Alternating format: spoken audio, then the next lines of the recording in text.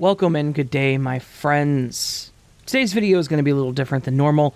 Today we have the 242 special. 242 is a fantastic friend of mine, good friend of the channel's. We've worked together several times in the past, and honestly, I genuinely cherish our friendship.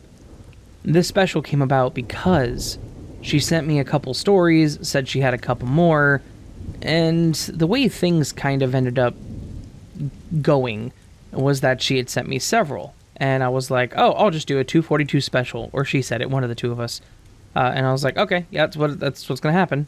So here we are. So today's spooky spaghetti video isn't necessarily spooky spaghetti. There's some true stories in here as well, but it is all written by 242, so please go to her channel, show her some love, as you do to everyone that I'm friends with, because my audience here is probably the best audience in the world. I love you guys. I love all of you. So, alright. Let's move on to the stories. Again, all these are by 242, so go sub to her and enjoy. Beautiful monster. The day I met her was nothing special, or so it started that way. I had gone over to a friend's house for a little get-together. It was just a few friends to hang out and talk. I had locked myself in my house for the last few weeks, so it was nice to get out for a little bit. Amber had broken my heart, and I just needed to get over her. Then, she walked into the room.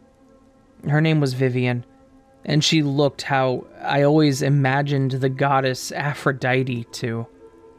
She had on a tight red dress that looked like it was made only for her, hugging each curve in just the right way. Her light brown hair framing her face to show off her bright green eyes. They held an intense look to them. She had legs that just didn't seem to have an end to them.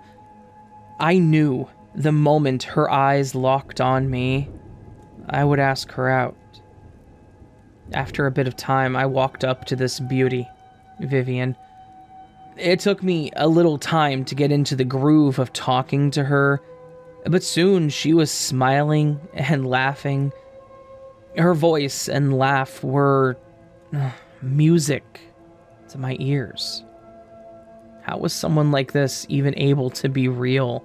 I asked myself. It took me a little bit of time, but I asked her out to dinner and she said yes.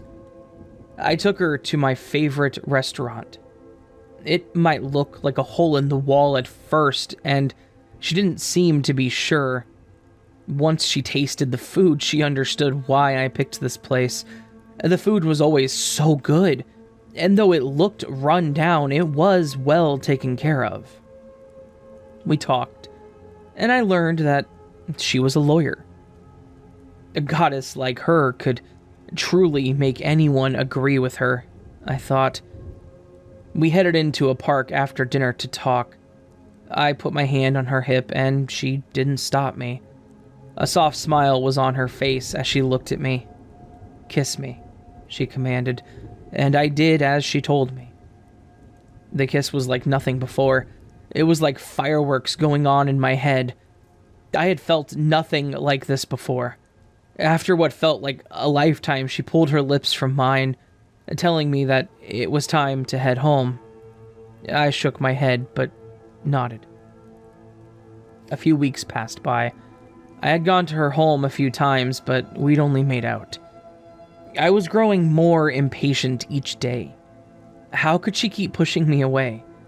How could she not desire me as much as I did her?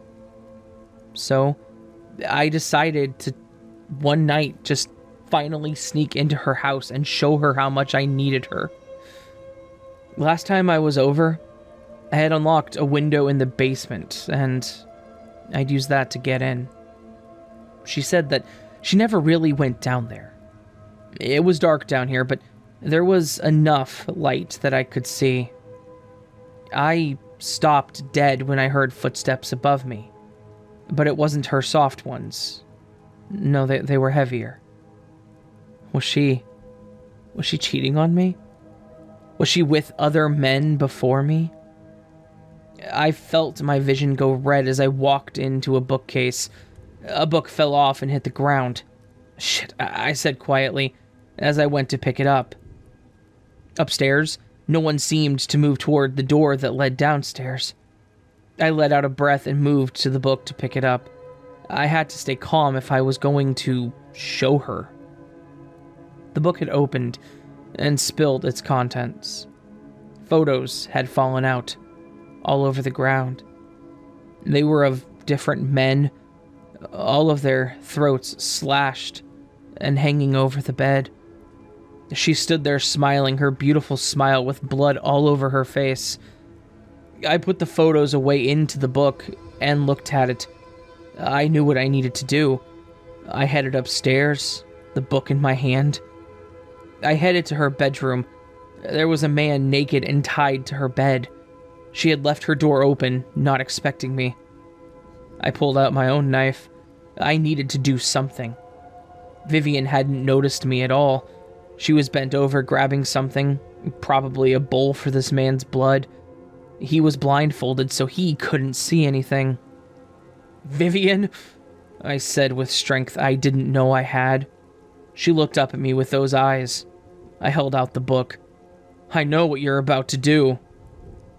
"You do you?" she said, pulling a bowl up, her voice soft. "Planning to stop me then?" I moved closer to the man who was now pulling on his restraints. I moved my knife closer to him.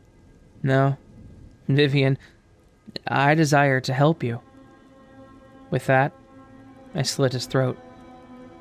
She moved the bowl under the cut to collect his blood. I looked at her and smiled. I saw her smile, a true, warm smile, as the blood drained from our sacrifice. I had found another demigod who understood that blood kept us looking young and beautiful forever. Amber hadn't tasted as good as this man did.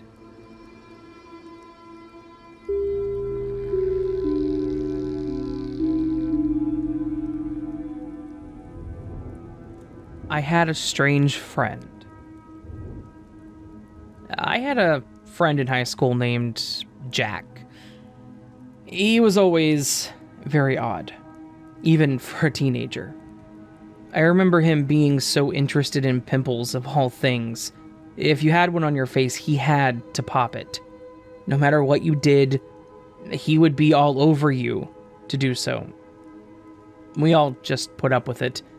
He was a really nice guy besides this, so we just let him pop our zits and go back to what we were doing. It was the last month of our final year in high school. We were talking over lunch about what we were wearing for prom and all that when Jack walked up. He stopped dead and stared at me. I knew this look too well. I had a zit and he wanted to pop it. "Please, not today, Jack," I said. "But it will only take a second," he responded as he moved closer to me. "No, really, ouch!" I screamed and slapped his hand away. He had reached out to touch my zit, and it hurt a lot just to be touched. I don't know how I hadn't realized it was there until this moment. It was a bad one, and it would have to wait. "Huh. I really should pop it if it hurts that much." His voice seemed a bit off. "No, Jack, stop. You only touched it and it hurt that much. Just wait until tomorrow," I said, putting my hand between the zit and his eyes. Jack pressed his lips and tried to reach out again, but I got up out of my chair. He just wouldn't look away from me, his eyes fixed on that zit that my hand hid. "You know what? Forget this." I grabbed my things and left the lunch area. Jack went to follow me, so I headed into the girls' washroom. I knew he wouldn't follow me in there. I looked in the mirror, and on my chin was a very red blemish. I touched it, and the pain was intense. This was a bad one, the worst I've ever had. I stayed in the bathroom, texting with my friends and asking as another girl when she entered if Jack was still out there. He was. So I spent my whole lunch in the bathroom. Once the bell rang, I waited until I was already late before leaving. Jack was gone, but the way he acted was so odd. I got into trouble with my teacher, but I just told them I ate something that didn't agree with me. Since it wasn't normal for me to be late, the teacher let it slide. I also didn't have any classes with Jack, so I just beelined it to all of my classes the rest of the day to stay away from him.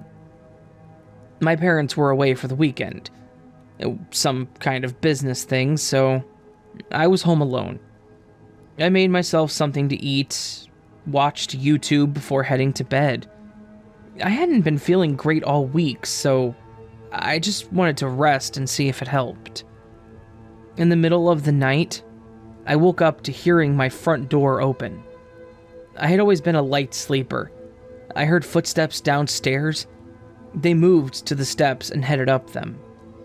I won't lie, it took me longer than it should have to figure out that this was bad. I was never into scary movies or anything. As the footsteps moved up the stairs, I got out of my bed silently and looked around my room. I didn't have anything that could be used as a weapon. So, I grabbed my phone off the stand and got into my closet, shutting it just before my bedroom door opened. I really couldn't see much through those slats in the middle of the door. The person huffed as they entered my room. I could hear them, looking around, stopping at my bed. I could just see a figure in all black. They moved around my bed, looking around, and were careful to not step on anything. I lost sight of them as they headed to my door. I held my phone close to my chest, but my phone started to ring. I tried to turn it off, but before I did, I saw Jack's name show up on my screen. Damn him for calling me right at this time. My closet doors opened and the man grabbed me and pushed me onto my desk chair. I tried to get up, but they punched me in the stomach, knocking the wind right out of me.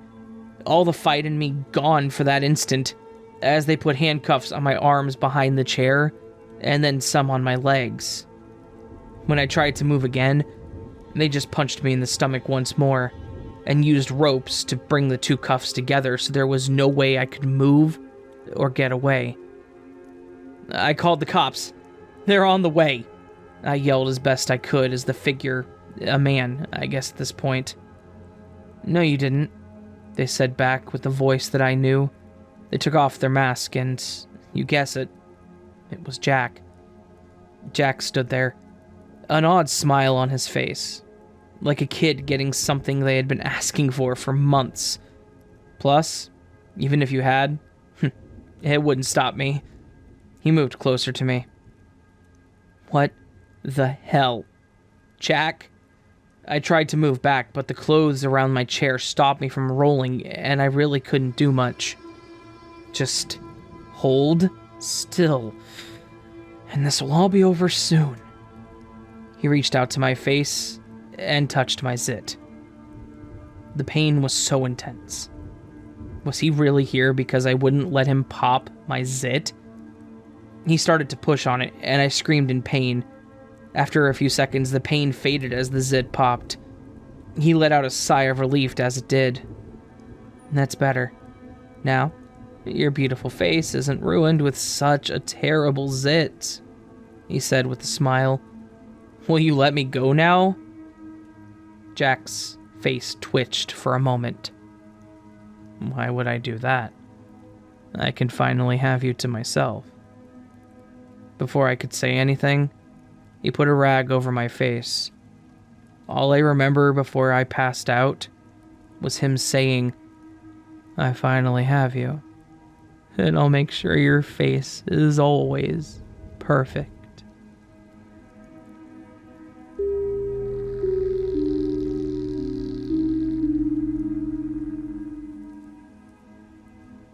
Happy Death Day.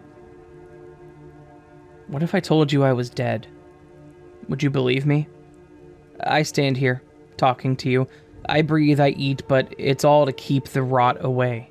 To keep my doctor and therapist happy.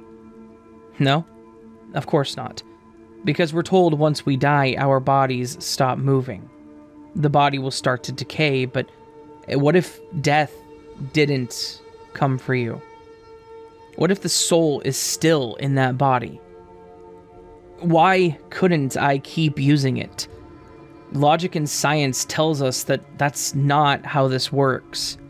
But I know that I am dead. This all started 3 weeks ago. I was walking down the street when something hit me in the back of the head. Everything went black after that. When I woke up, I was in a hospital. The first thing I saw was a nurse.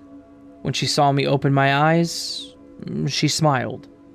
It was not a kind, warm smile. It was closer to a malicious one. Even now, when I close my eyes, I can see her in that smile. The doctor came in shortly after I had opened my eyes. I had been hit in the back of the head. I still don't know what it was. The doctor went on to say that I was lucky to be alive. I looked up at him, confused. I'm dead, though. My voice was very matter-of-fact. I could feel that I was no longer part of the living. The doctor just looked at me for a moment before the chart. He smiled, that kind one that you do to a kid when they're up to no good. He asked me if I was pulling his leg, and when I said no, he nodded. I could tell he didn't know how to deal with a corpse that was talking to him. With an excuse, the doctor left. I remember him saying something about tests. I spent the next 2 weeks in the hospital with tests, and since I had no one to watch over me, they didn't want to release me. I also had 3 square meals a day, and I was dead. I had nowhere to rush off to. The tests all pretty much came back normal, but I remember something was off about the MRI. This is when I met my therapist. She was not what I was expecting. She never once really pushed on me being dead, but yet speaking. Though we did talk about why I felt dead. I could feel my organs rotting in me. I could feel them almost stopping if I didn't eat enough food. We would talk each day, and she was kind. I found out I had a rare condition called Cotard syndrome, but better known as the walking corpse syndrome.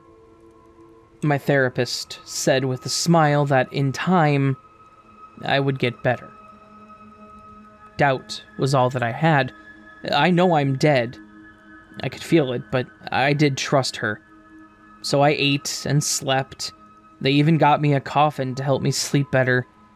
So I write in the journal to help me gather my thoughts, but I thought that I wrote down my whole experience just in case death takes me.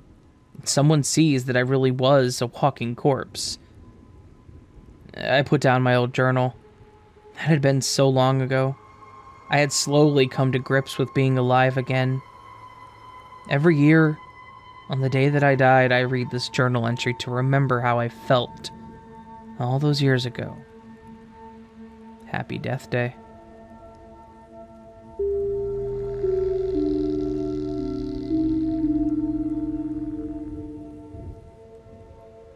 Cabin in the woods. Day 1. I'm so lucky I found this cabin. Where did that storm even come from? I was driving down a dirt road and my car just died. No warning at all. I was able to get it to the side of the road, but I don't know how that happened. I'm so lucky I found this cabin before the storm got worse. I can't even see the trees anymore. I hope the storm passes soon, so I can head back to that town. I'm lucky that there's wood and even canned food here. That stuff never goes bad. I'll make sure to pay back whoever owns this place. I put some wood in the fireplace and started a fire.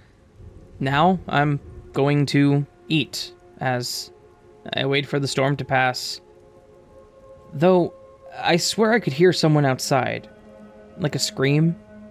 It must be the wind playing tricks on me. I'll try to get some sleep. The storm must be really bad, as it took a while for the cabin to warm up. Day 2. It's almost night and the storm doesn't seem to be passing. It might have even gotten worse. At least that's what it sounds like. The wind is still wailing through the trees. I swear there must be a draft. I can barely feel the fire. So I threw some extra logs on. I ate some food, but I'm still hungry. I'm gonna try to get some sleep. Hopefully the storm will blow over by the morning. Day 3. The storm is worse. The wailing is even louder. It sounds like it's just outside. Part of me wants to open and see, but I'm scared to let more heat out. It's so cold in here already. I got as many blankets as I could find, but it doesn't seem to be helping. I ate some more food. My stomach still feels empty. The frost on the window looks like a face staring at me. The storm is getting to me. The wailing is the worst part. The man closed the journal. The next entries were mostly gibberish. It looked like her hand was shaking too much to write, probably. He ran his gloved hand over the monogrammed journal cover. The deceased must have brought it with her. He looked at the female body covered with 3 blankets next to an unlit fireplace, logs still stacked high. Several unopened cans of various food laid next to the corpse.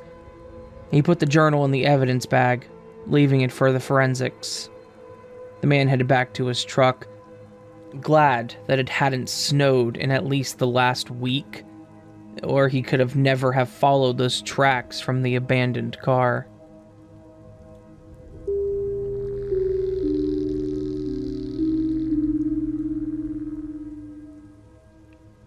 Wake up.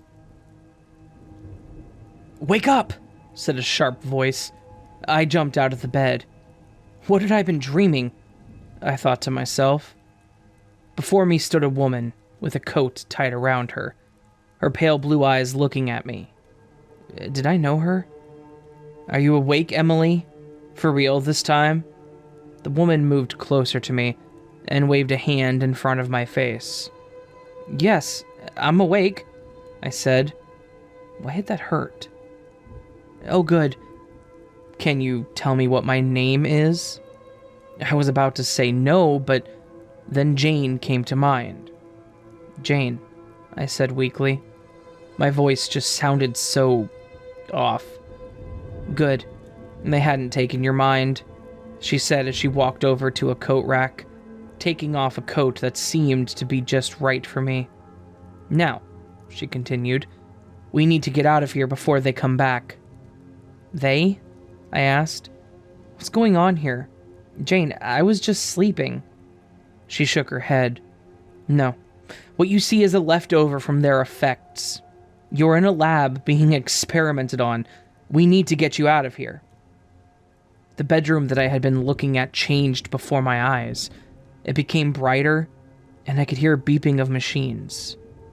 I turned to look back at my bed, only to see a hospital bed. How was this possible? I took the coat from Jane and put it on me. How is this? We don't have time. Jane cut me off. Emily, we need to go now. She moved to the door and opened it. She stuck her head out and looked each way. It's clear. We gotta go. She stepped out of the room and I quickly followed her. The second my head hit the door, everything went black. Jane caught Emily as she fell forward, being knocked out by the implant. It worked, Doctor, Jane said without looking up, her voice now colder than it had been before. She's taking less time into following and remembering my new name. Should we reset? A voice came through a speaker in the room. It was a rough male voice. Yes, please do. Let's see how many times we can reset her mind. Jane nodded and dragged Emily back into the bed, putting everything back before sticking a needle into Emily's arm. Wake up, said a sharp voice. I jumped out of bed. What had I been dreaming? I thought to myself.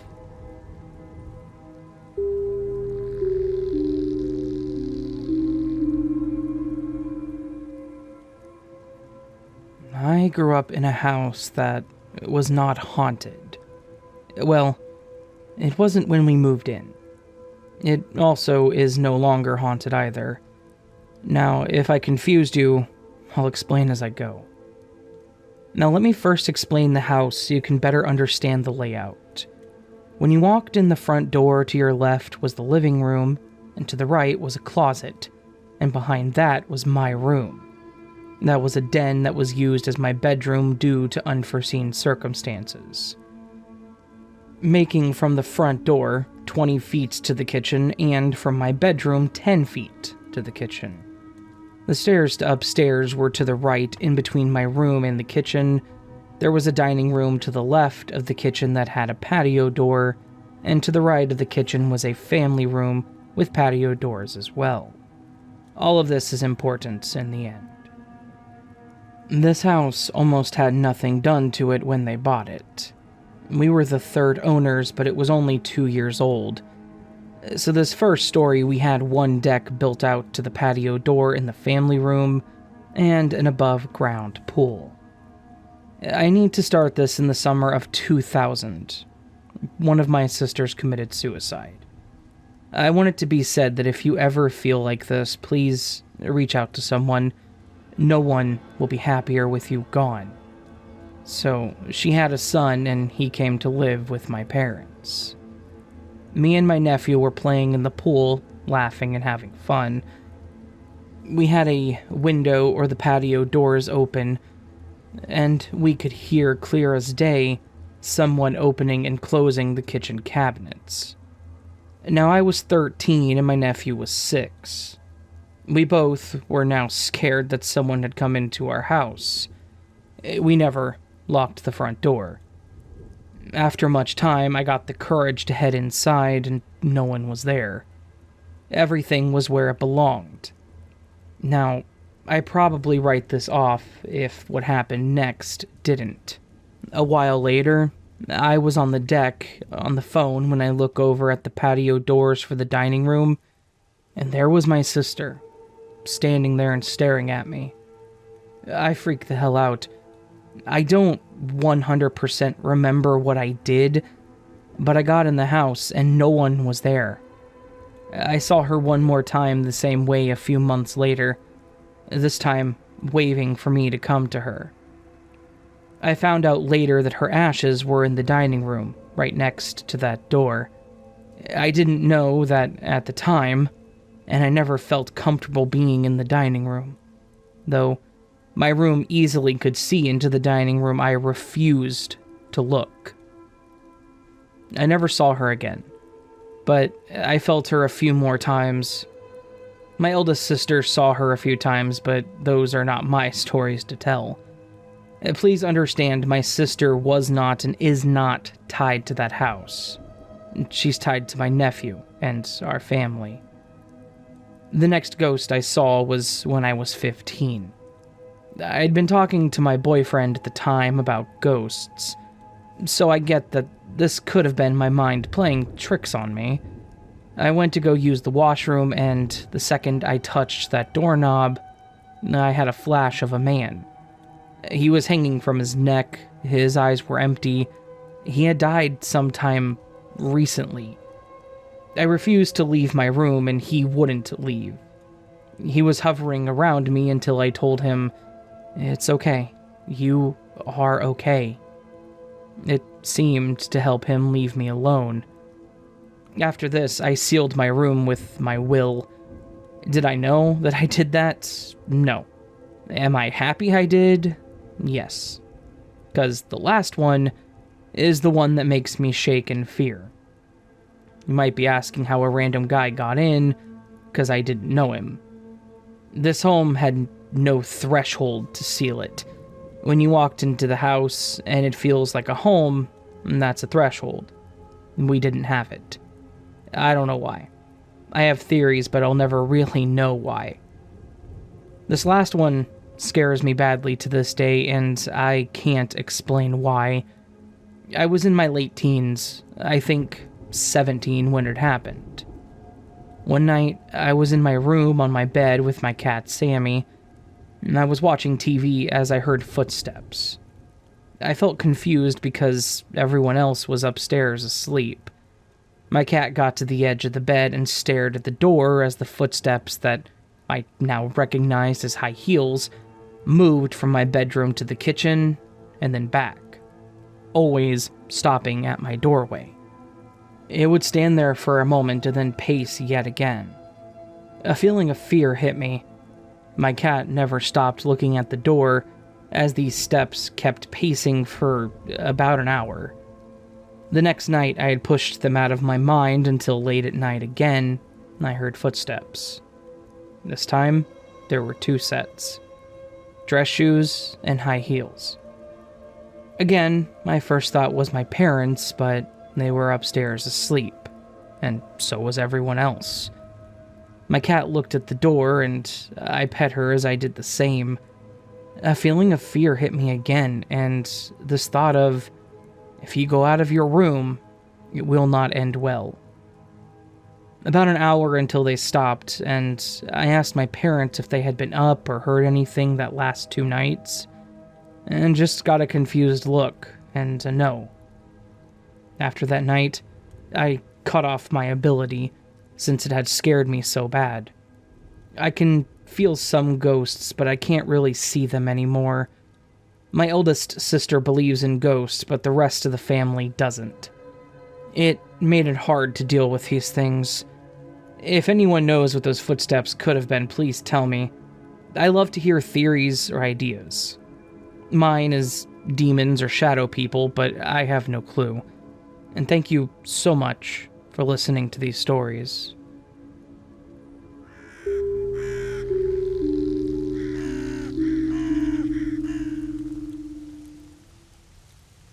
I'm not going to do a normal outro. It was requested by 242 that I put a section here at the end for the National Suicide Prevention Lifeline. If you or somebody you know are having suicidal thoughts, please call the National Suicide Prevention Lifeline and talk to someone. They are available to everyone 24/7. They are free. It's confidential support for anyone in distress, for prevention and crisis resources. And honestly, your life is worth living. The number is 1-800-273-8255. I'm going to have it on the screen during this, so just remember that you are worth it. You deserve happiness, and your life is worth living. Things can be very complicated. Things can be very painful, but you are loved, you are valid, and you absolutely should keep going. So again, if you or someone that you know is feeling suicidal, please seek help. The National Suicide Prevention Lifeline is, again, 24/7, free and confidential, and you should call them. Talk to someone. Never give up. And please, keep going.